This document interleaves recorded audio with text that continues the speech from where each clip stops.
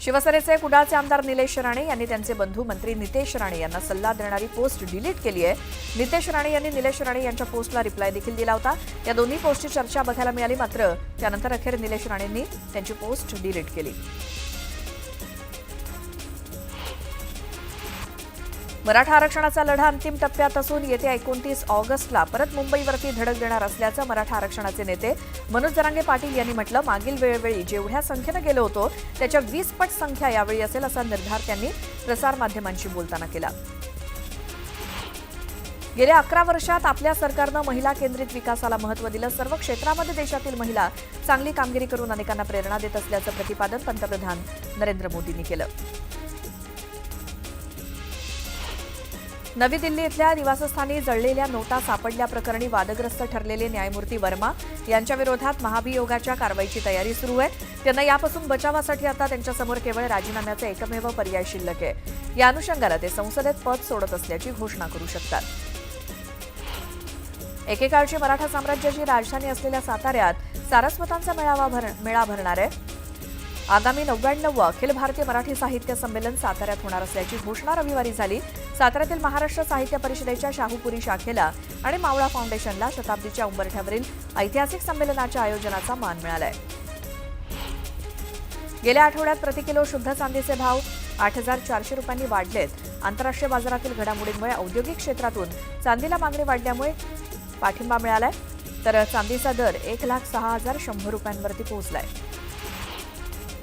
छत्रपती संभाजीनगरच्या महापालिकेच्या पार्किंग धोरणाविरोधात आंदोलन करताना महापालिकेला भीक लागली अशा घोषणा देत मनसे पदाधिकाऱ्यांनी कागदी नोटा उधळल्या होत्या. या प्रकरणी मनसे विभाग अध्यक्ष चंदू नवपुते, गणेश साळुंके, हेमंत जाधव, अविनाश पोपळे, रवींद्र गायकवाड यांच्यासह अन्य दोघांवरती सिटी चौक पोलीस ठाण्यात गुन्हा दाखल झालाय. जळगावच्या चोपडा तालुक्यात वादळी वाऱ्यासह पावसानं हजेरी लावल्यामुळे केळी पिकाचं मोठ्या प्रमाणात नुकसान झालं. काढणीला आलेल्या केळी पिकांचं नुकसान झाल्यामुळे शेतकऱ्याचं मोठ्या प्रमाणात नुकसान झालंय.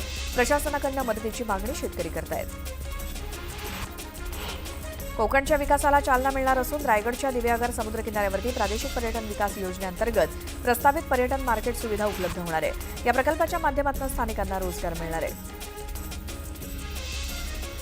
आषाढी यात्रा कालावधीत श्री विठ्ठल रुक्मिणीच्या दर्शनासाठी मोठ्या संख्येनं भाविक येतात. या आषाढी यात्रा कालावधीत येणाऱ्या भाविकांना मंदिर समितीमार्फत मुबलक सोयीसुविधा उपलब्ध करून देण्यात येणार आहेत. तसंच भाविकांचे सुलभ जलद दर्शन व्हावं यासाठी 27 जूनपासून 24 तास दर्शन उपलब्ध असणार आहे.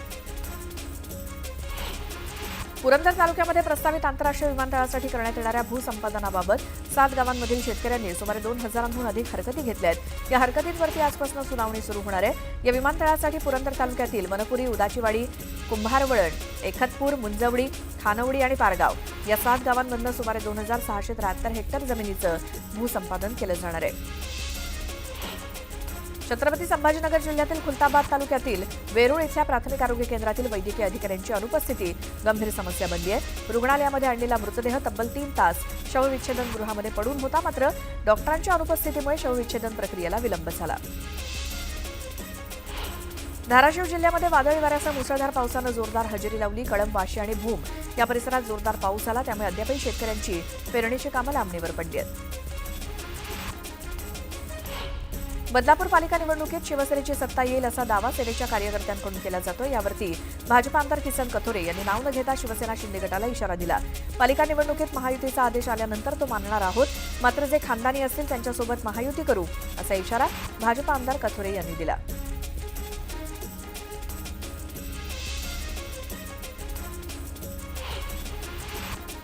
एक मोठी बातमी येते. भाजप आज स्थानिक स्वराज्य संस्था निवडणुकीच्या प्रचाराचा नारळ मुंबईच्या दादरमध्ये आज फोडणार आहेत.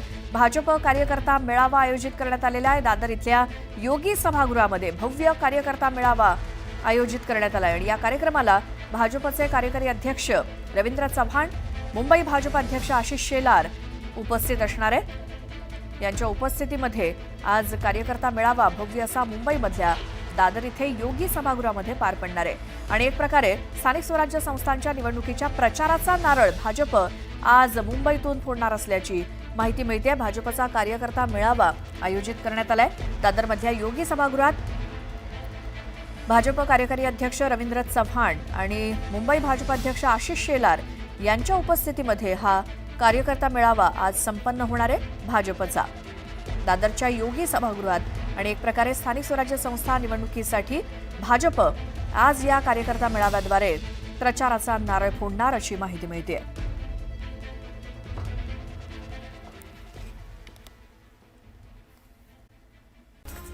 पावसामुळे तब्बल 40% शेतमाल खराब झाला असून बाजारातील भाजीपाल्याची आवक प्रचंड घटली आहे. त्याचा मोठा फटका सामान्यांना बसत असून रोज भाज्यांचे दर वाढत आहेत.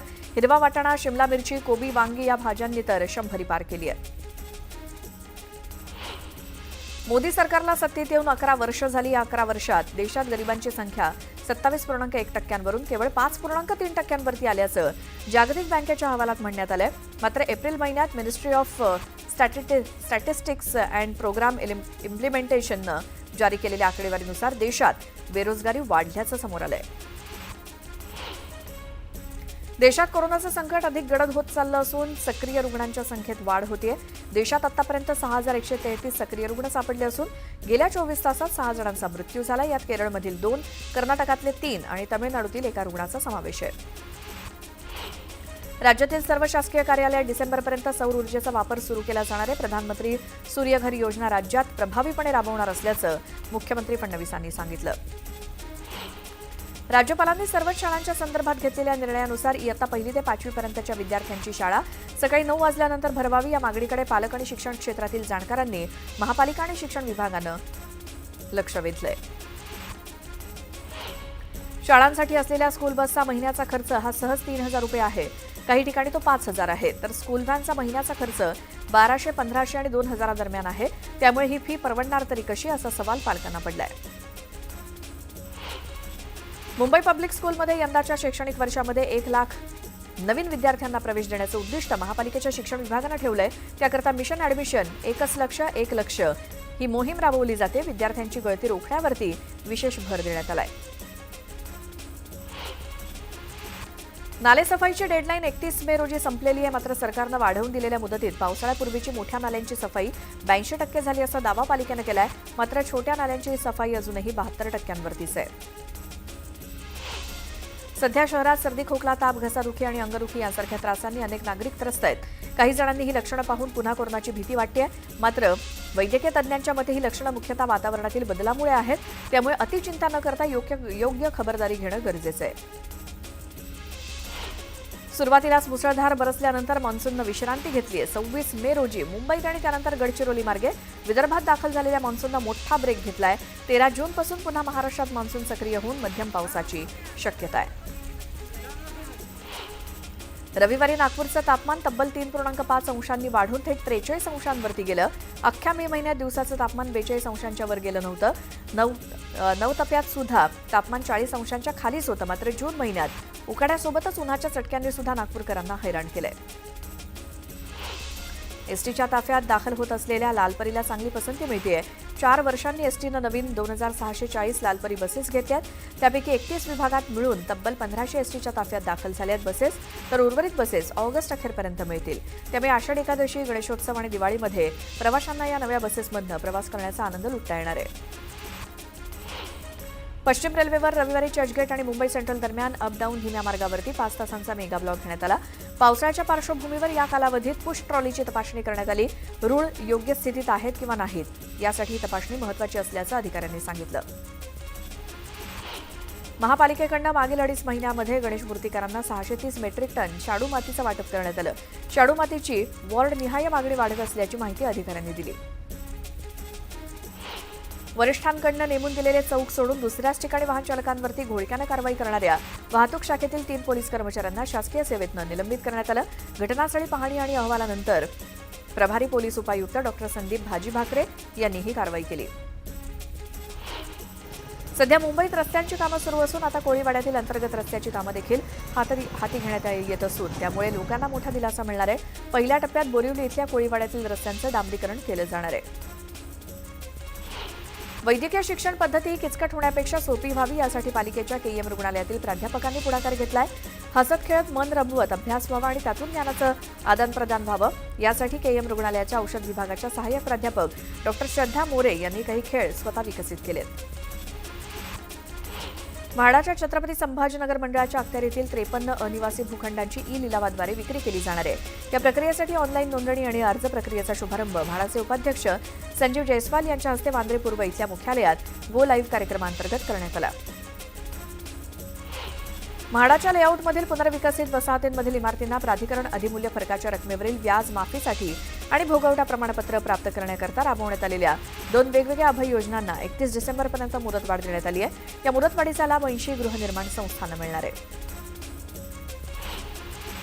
पश्चिम रेल्वेनं त्यांच्या सर्व स्थानकांच्या बाहेर ईव्ही बॅटरी स्वॅपिंग स्टेशन उभारण्याची योजना आखली आहे. आवश्यक परवानग्या प्राप्त झाल्यानंतर या सुविधा उभारण्यात येणार आहेत. मध्य रेल्वेच्या सोलापूर विभागाने एका ऐतिहासिक विकासात 7व्या केंद्रीय वेतन आयोगाच्या अंतर्गत लेव्हल 1च्या कर्मचाऱ्यांना सहाय्यक लोको पायलट बनवून करिअरची शिडी यशस्वीपणे चढवली आहे. विभागीय पदोन्नतीमध्ये हा असामान्य परिणाम रेल्वे बोर्डानं दिलेल्या एकदाच्याच विशेष सूटमुळे शक्य झालेला आहे. अनेक वर्षांच्या प्रतीक्षेनंतर सोलापूर विमानतळावरून आजपासून गोव्याला विमानसेवा सुरू होते. गोव्याच्या मोपा विमानतळावरती सोलापुरातून जाणारं विमान उतरणार आहे. सोलापुरातून सुद्धा आठवड्यातून 4 वेळा मोपा या विमानतळावरती विमान उतरेल. पारंपरिक अभ्यासक्रमांना रोजगाराभिमुख बनवण्यासाठी आता त्यांना कौशल्याची जोड दिली जाणार आहे. विद्यापीठ अनुदान आयोगानं पदवीमध्ये विद्यार्थ्यांना 50% कौशल्य आधारित अभ्यासक्रमांचं शिक्षण देण्याच्या दृष्टीनं पावलं उचलायला सुरुवात केली आहे.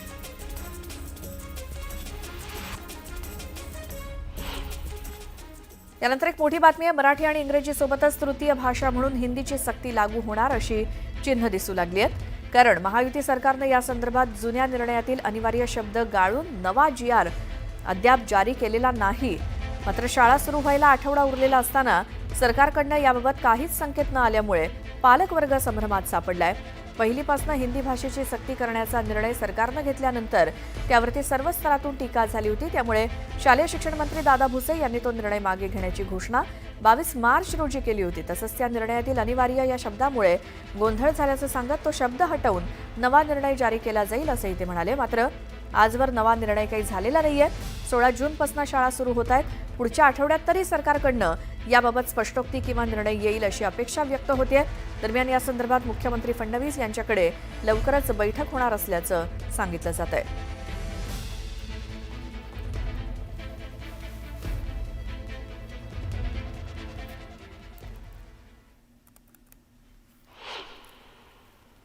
सार्वजनिक भूखंडावरील अतिक्रमणं बेकायदा बांधकामं रोखण्यात राज्य शासन आणि सरकारी अधिकारी अपयशी ठरले तर भविष्यात मुंबई आणि आसपासच्या परिसरात मोकळी जागाच राहणार नाही अशा शब्दात उच्च न्यायालयानं खडसावलं. सार्वजनिक मोकळ्या जागेचा वापर हा लोकांसाठी झाला पाहिजे असंही खडसावलं.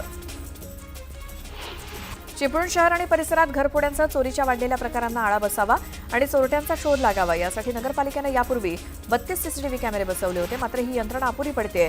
त्यामुळे आणखी 86 सीसीटीव्ही कॅमेरे बसवण्यात येणार आहेत.